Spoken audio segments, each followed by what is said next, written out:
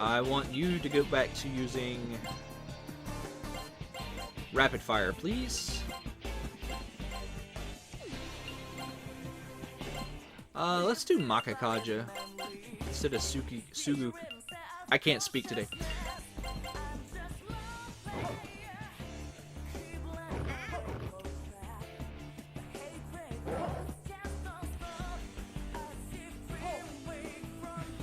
Demon, like, there's a lot, yeah. I haven't explained that, but Death Magic and Hama and Death Magic, what they do in this game is they do a small amount of damage, and at the end of the turn, they'll do that same amount of damage again. So you end up in a situation, right, where your character has been hit with Iha, which is the death move, or Hama, right? And you're like, oh, they survived. And then, like, at the end of the turn, they take the damage again. And you're like, oh.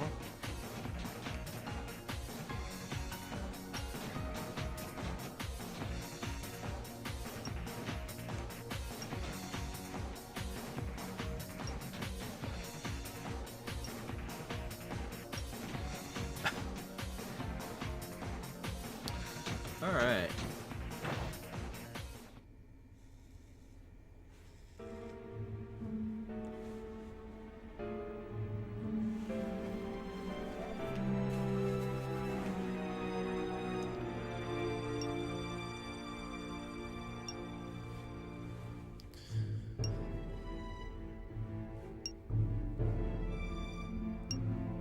So, Kandori is like very nihilistic.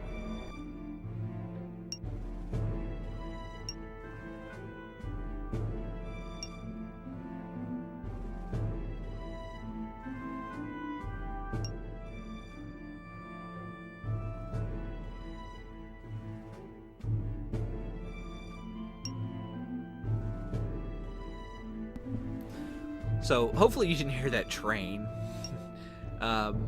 It's very, very... I'll be really glad when I get into the house over here, because I'm going to soundproof one of the rooms and make it just a place I go to record, like just for, like, I'm gonna make it a game room is what I'm gonna do. Like I'm gonna have it be separate from my bedroom, and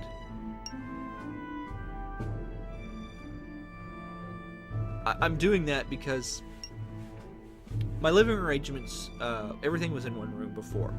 So I had my bedroom, and then I had my television. I had my all my games and stuff over here.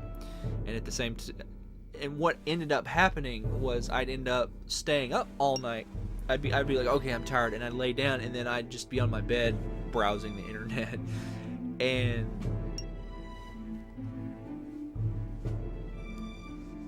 I've kind of gotten used to having my bed be separate from my entertainment, and I think I sleep better at night because of that.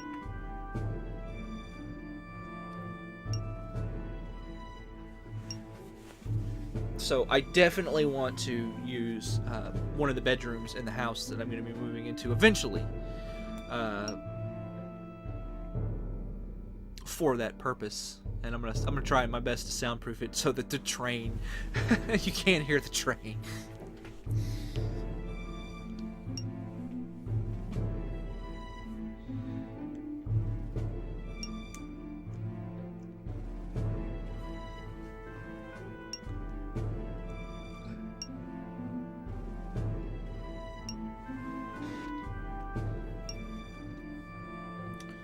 Maki knows. I'm gonna move my microphone here, so if you hear that, I apologize. So this is one of the choices, like saving the woman earlier underneath the vending machine. It's one of those moral choices where you don't really have a choice. Either you do the right thing, or you don't get to beat the game. One of the two.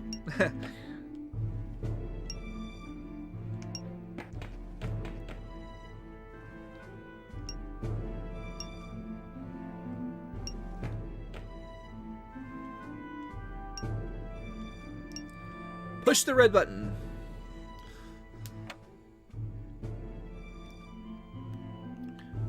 Neither, depending on the same outcome happens either way.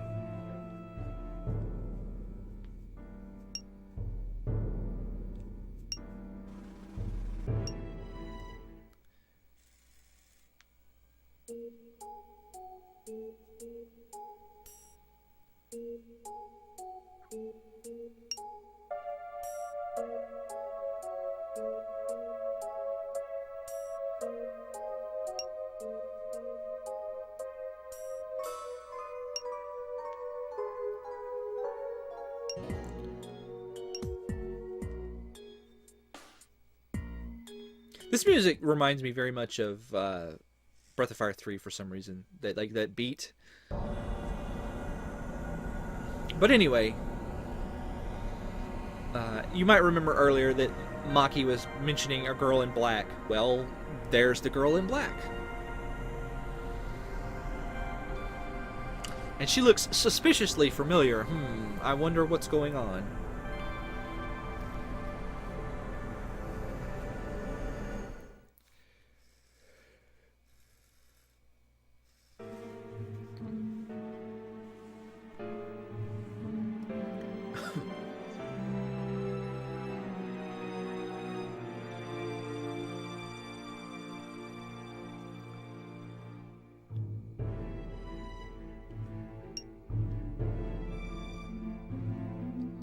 I love how Nanja's just laying face down in the ground.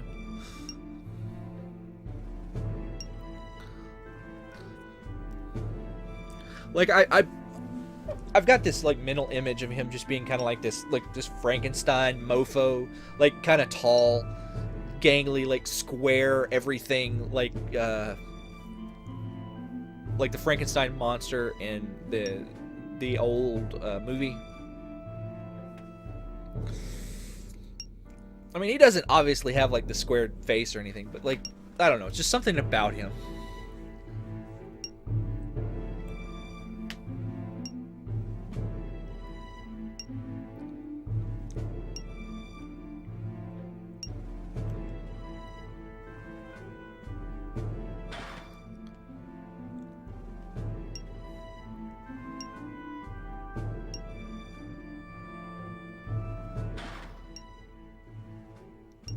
So if you talk to some of these students, they talk. Like a few of them mention one of Maki's friends and Yosuke and how they actually went missing.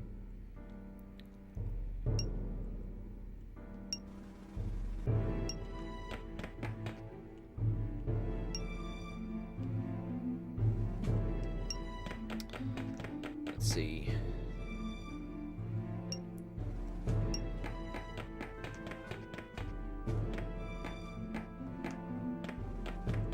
I love how, like, the main character just power walks. Anyway.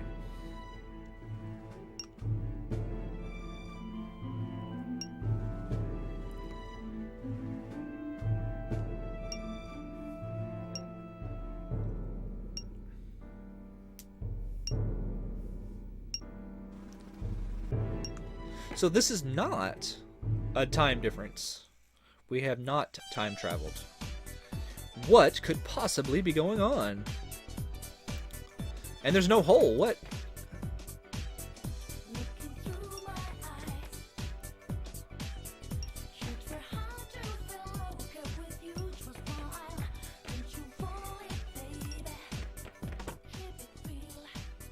But other than that, the school is the same.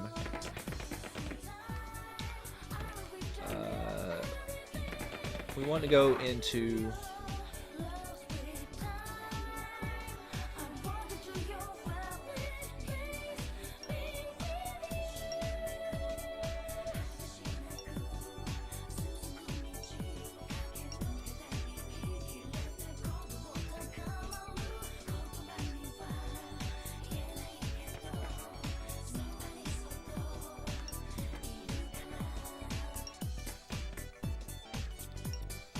So Miss Seiko, she just won't say anything, so we're not going to talk to her. And I don't think you can leave. But if you go out here, you see Yukino.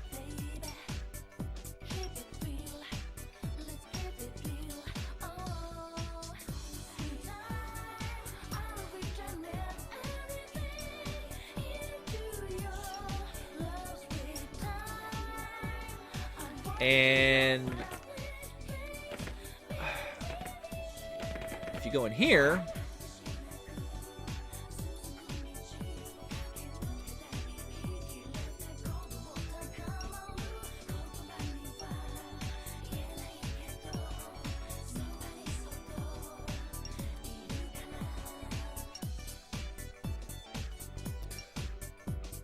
so Vice Principal Hanya, and there's a joke in the original Japanese. They call him Hamya, like ham or Hamya in the American version, and in this localization. But in the they basically call him a demon in the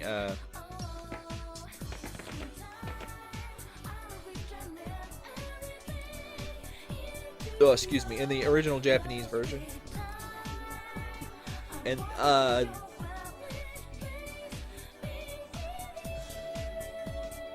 that's like a joke, I guess, that we don't get. And we're supposed to go over here in this room, right? This is where Maki's at, right?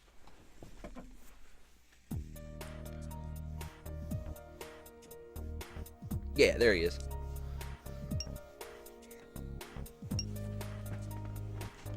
So that's the plot twist. We're in an alternate reality.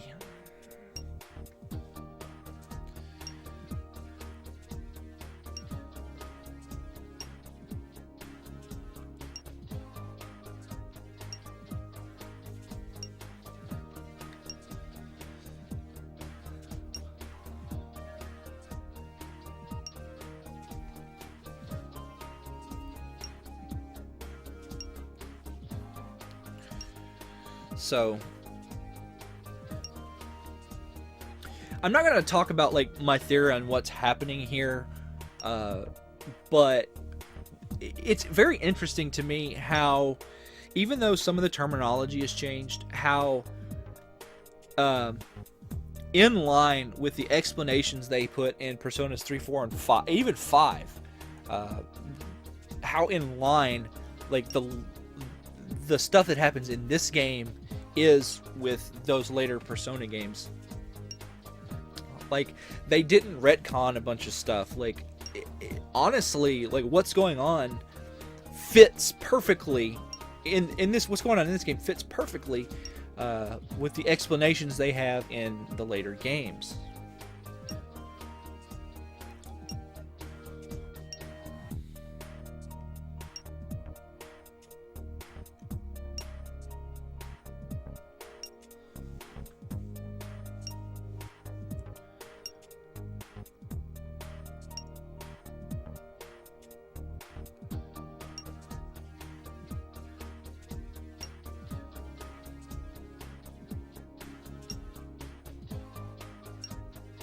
And she took away the exits.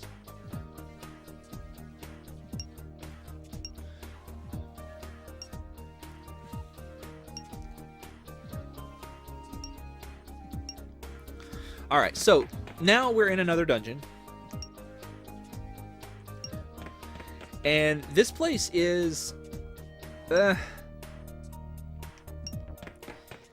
it's not super difficult, but if you can't sleepwalk through the battles like I have basically been doing. There are a few enemies in here that if you leave them be, they will murder you.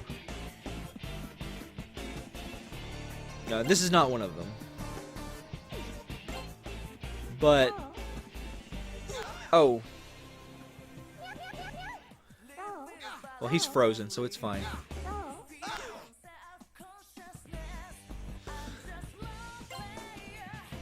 So, I'm not worried if my main character dies.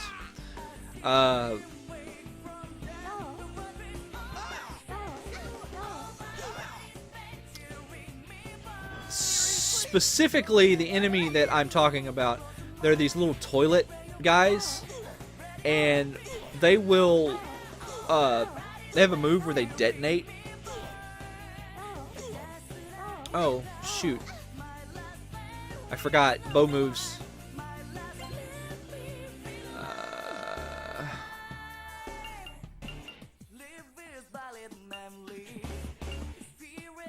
let's go ahead and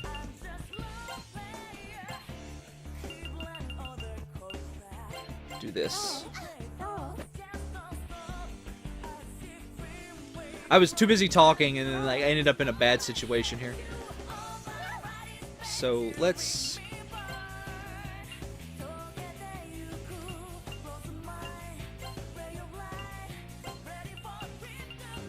do this and move Maki back here where she can.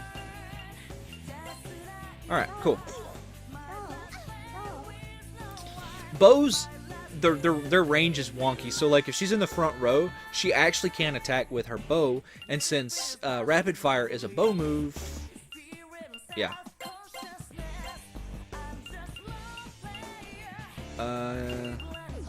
Let's just have you use your. Maybe I should have had him use his gun. I don't know if these guys are weak to gun or not. That's fine. We'll just go with this.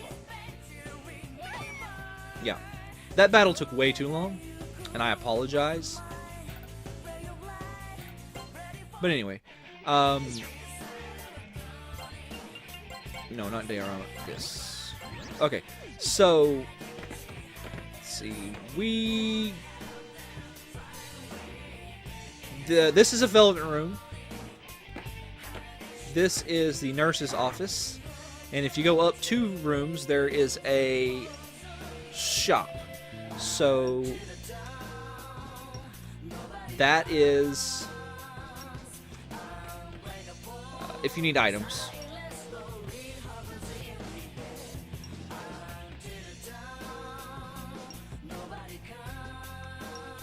So let's go ahead and heal ourselves. And we will save, and I will see you guys next time on Persona, where we're going to go through this dungeon. And we're going to get our final party member, and we're going to take on a boss. So that sounds like fun, right?